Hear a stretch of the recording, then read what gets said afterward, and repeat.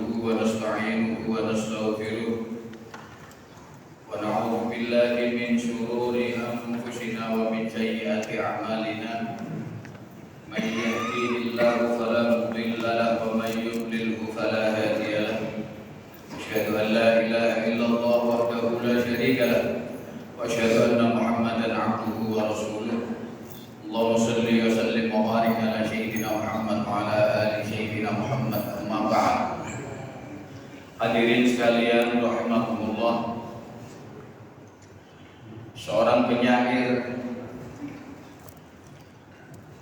Syekh Ali At-Tantawi pernah menyampaikan bahwa idza tamma amrun bada naqsu taraqqab zawala idza qila tamma.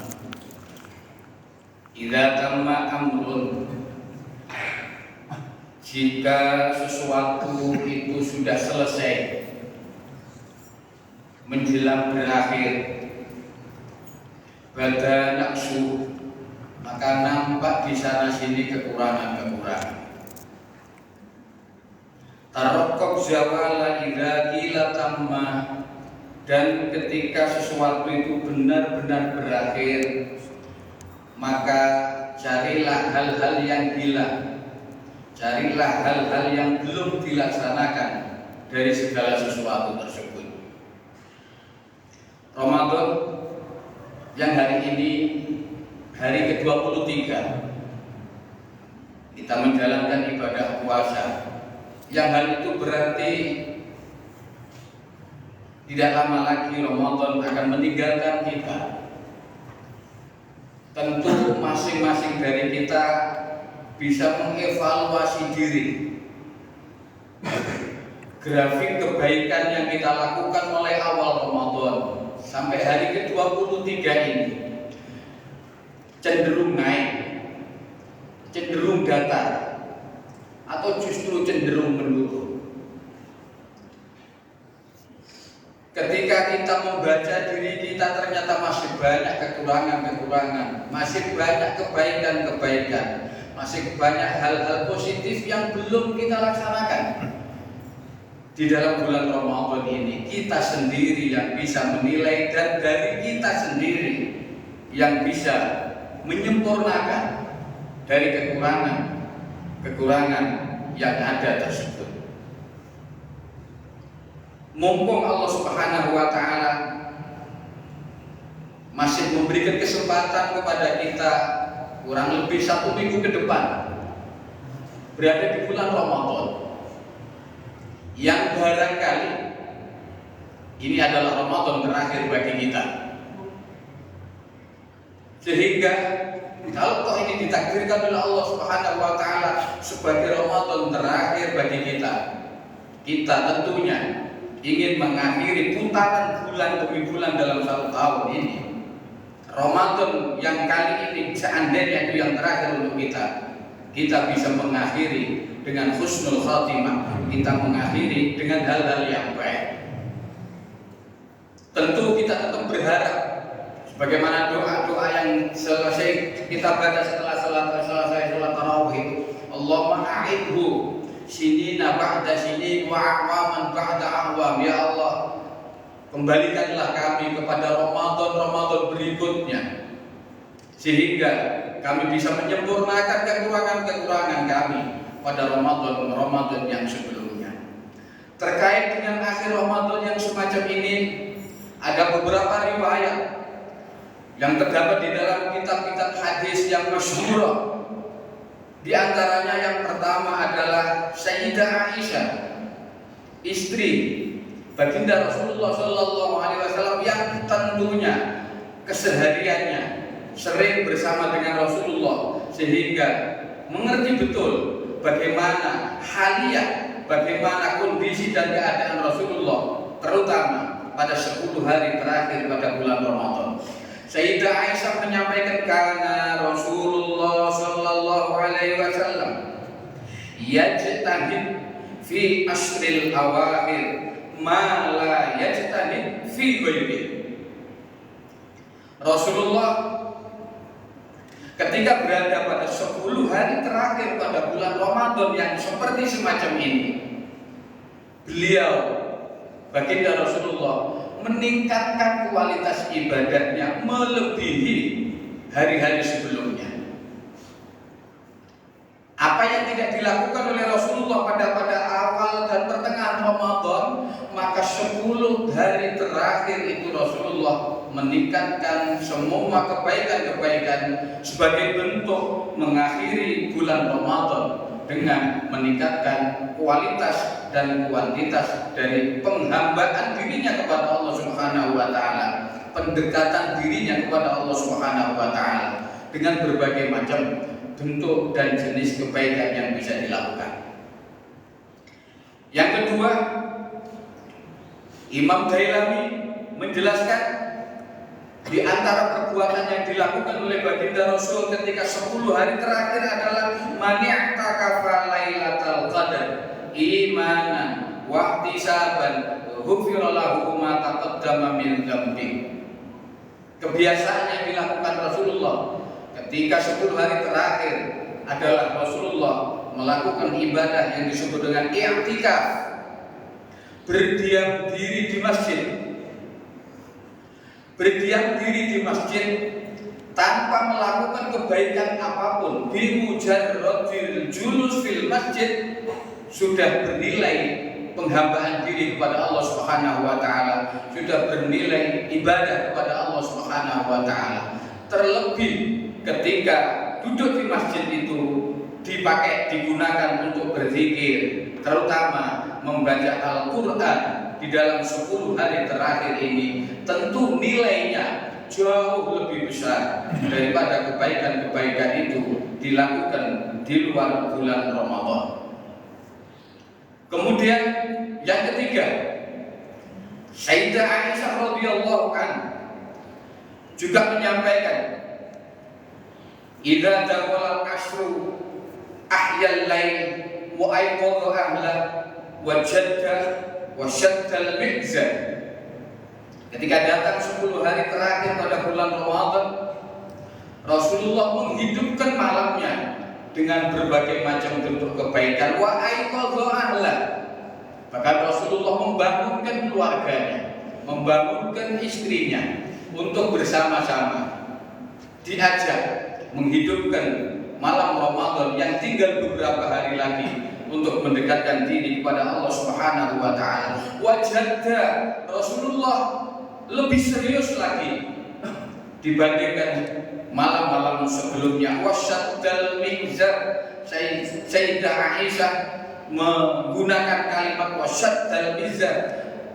Rasulullah sallallahu alaihi wasallam ibarat orang Jawa bilang menyingsingkan lengan baju sebagai pertanda keseriusan ibadah yang dilakukan pada 10 hari terakhir melebihi pada malam-malam yang sebelumnya. Dan yang keempat, masih dari Sayyidah Aisyah radhiyallahu anha, Rasulullah ditanya oleh baginda Sayyidah Aisyah radhiyallahu anha, in wafaqtu lailatal qadar ma aqulu fiha ya Rasulullah. Ya Rasulullah, seandainya saya bertemu dengan Lailatul Qadar, kalimat apa yang lebih layak untuk aku baca? Amalan apa yang lebih layak untuk aku lakukan, wahai Rasulullah sallallahu alaihi wasallam?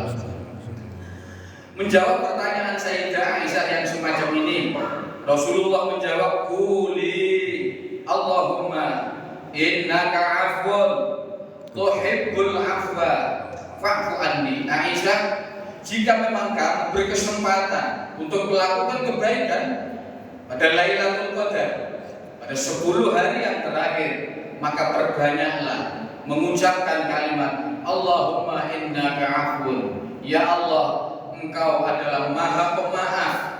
Ya Allah, Engkau adalah Maha Pengampun. Tuhibbul afwa, Engkau juga mencintai, Engkau juga menyenangi ampunan, ya Allah. Fa'fu anni, maka ampunilah saya, ya Allah. Apa yang diajarkan oleh Rasulullah terhadap Sayyidah Aisyah ini berlaku ketentuan khitabun Nabi lis sahabah khitabun nabi li ummati. Apa yang disampaikan oleh Rasulullah kepada sahabat-sahabat saat itu juga berlaku untuk umatnya, termasuk untuk kita semuanya. Doa yang diajarkan oleh Rasulullah kepada Sayyidah Aisyah ini yang tertinggi dari bentuk kalimat yang bisa kita mohonkan kepada Allah Subhanahu wa taala, tidak ada lagi memohon ampunan kepada Allah Subhanahu wa taala. Memohon ampunan kepada Allah Subhanahu wa taala karena kita sadari atau tidak kita sadari di dalam perjalanan kehidupan kita ini masih banyak hal-hal yang diperintahkan oleh Allah Subhanahu wa taala tidak kita lakukan, tidak kita jalankan. Sementara banyak hal-hal yang dilarang oleh Allah Subhanahu wa taala, kita masih menjalankan apa yang dilarang oleh Allah Subhanahu wa taala. Dan ketika kita sudah menjalankan apa yang diperintahkan Allah Subhanahu wa taala, sering kita menjalankan tidak sepenuh hati, justru kita menjalankan dengan setengah hati. Mungkin kita sudah menjalankan sebuah kewajiban atau hal yang diperintah oleh Allah Subhanahu wa taala, tapi dengan kualitas yang sangat-sangatlah rendah di hadapan Allah Subhanahu wa taala. Karenanya pada kesempatan lain Rasulullah juga menyampaikan di hadapan para sahabat itu, mengajarkan kepada para sahabat itu, yang kita baca selesai kita melaksanakan sholat maktubah itu adalah kita memohon ampun kepada Allah Subhanahu wa taala. Astaghfirullahaladzim, astaghfirullahaladzim, astaghfirullahaladzim. Padahal kita baru saja menyelesaikan kewajiban-kewajiban yang mendasar, yaitu kewajiban sholat kepada Allah Subhanahu wa taala. Tapi setelahnya kita masih memohon ampun kepada Allah Subhanahu wa taala. Karena apa? Boleh jadi kita sudah menjalankan perintah Allah Subhanahu wa taala berapa sholat itu, tapi kalau kita mau mencermati, mau meneliti lebih detail bahwa pelaksanaan sholat kita yang kita lakukan masih jauh dari harapan Allah Subhanahu wa taala. Sehingga meskipun baru saja kita melakukan kewajiban itu, idrak kita ikuti dengan memohon ampun kepada Allah Subhanahu wa taala dengan bacaan istighfar itu. Itu artinya bahwa maaf ya Allah, baru sebatas ini saya bisa menjalankan kewajiban-kewajiban yang Engkau perintahkan kepada kami. Tidak ada yang lebih mulia kecuali kita mohon ampunan kepada Allah Subhanahu wa taala. Nabiullah Adam alaihi salam ketika diturunkan oleh Allah Subhanahu wa taala dari surga selama 40 tahun, Nabiullah Adam alaihi salam tidak henti-hentinya menyatakan kepada Allah Subhanahu wa taala dengan kalimat Rabbana zalamna anfusana wa illam taghfir lana wa tarhamna lanakunanna minal khasirin. Rabbana zalamna, ya Allah, sungguh kami ini zalim kepada diri kami. Wa illam taghfir lana, ketika Engkau tidak mengampuni kami ya Allah. Wa tarhamna, ketika Engkau tidak menyayangi kami ya Allah. Lanakunanna minal khasirin, maka sungguh kami termasuk orang-orang yang rugi. Di sini Nabiullah Adam alaihi salam juga memohon ampun kepada Allah Subhanahu wa taala karena Nabi Adam merasa telah melakukan kezaliman kepada dirinya dan kepada Allah Subhanahu wa taala. Begitu juga Nabi Yunus.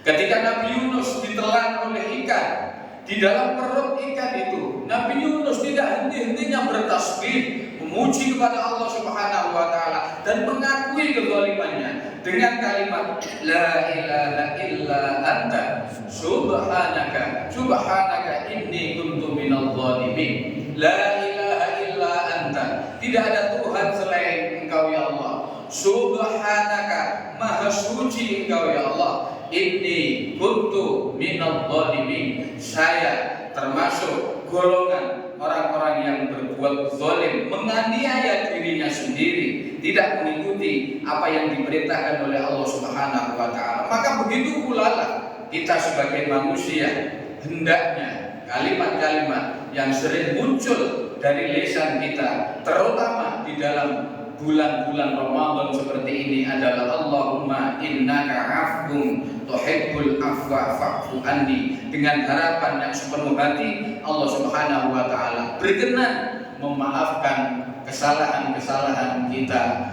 di masa-masa yang lalu, dan itu menyebabkan akhirnya nanti Allah Subhanahu wa taala memberikan ampunan kepada kita semuanya. Karena hadirin sekalian rahimakumullah, orang yang menghadap Allah Subhanahu wa taala sebagaimana disabdakan oleh Rasulullah sallallahu alaihi wasallam terbagi menjadi 3 kelompok. Kelompok yang pertama adalah ya'tuna bi dzunubihim wa khatayahum fayughfar lahum. Orang yang menghadap Allah Subhanahu wa taala pada hari kiamat nanti, ada orang yang datang sowan menghadap Allah Subhanahu wa taala dengan sekian banyak kesalahan-kesalahan yang dilakukan, dengan sekian banyak dosa-dosa yang mereka lakukan, fayughfar lahum, tapi Allah berkenan untuk mengampuni, memaafkan orang-orang tersebut. Maka berlaku ketentuan yang disampaikan oleh baginda Rasulullah sallallahu alaihi wasallam, at-taib minadz dzam kama la dzamba. Orang yang bertobat atas kesalahan-kesalahannya, orang yang memohon ampunan atas kesalahan-kesalahan yang pernah dilakukan, maka orang itu sama dengan orang-orang yang tidak pernah melakukan kesalahan apapun di hadapan Allah Subhanahu wa taala. Ada sekelompok manusia yang menghadap Allah Subhanahu wa taala tidak mempunyai kebaikan apapun, ghairu annahum yashhaduna an la ilaha illallah, hanya saja di dadanya masih ada kalimat tauhid la ilaha illallah Muhammadur Rasulullah. Selama di hati ini masih ada kalimat tauhid la ilaha illallah Muhammadur Rasulullah, maka bara kalimat tauhid yang ada di hatinya itu yang mampu menyelamatkan seseorang itu dari khulud fitnah abadal abad, untuk selama-lamanya tinggal di neraka.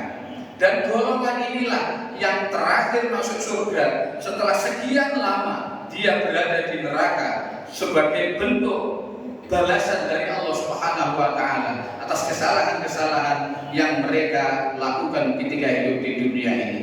Selama kalimat tauhid masih ada di hati manusia, selama itu pula mereka masih punya peluang untuk mendapatkan ampunan Allah Subhanahu wa taala, terhindar dari abadal abad finnar, terhindar dari selama-lamanya hidup di neraka sebagai bentuk sanksi dari Allah Subhanahu wa taala. Hadirin sekalian, karenanya kita tidak henti-henti memohon kepada Allah Subhanahu wa taala agar Allah Subhanahu wa taala berkenan membimbing kita di dalam menjalani hidup dan kehidupan dunia ini. Sebagaimana Fatihah yang kita baca dalam setiap rakaat dalam pelaksanaan sholat itu, ihdinas shiratal mustaqim, ya Allah bimbinglah kami kepada jalan yang benar, shiratal ladzina an'amta 'alaihim, yaitu jalan yang ditempuh oleh orang-orang yang Engkau beri nikmat, ghairil maghdubi 'alaihim waladdallin, bukan jalan yang ditempuh oleh orang-orang yang Engkau murkai, juga bukan jalan orang-orang yang tersesat. Mudah-mudahan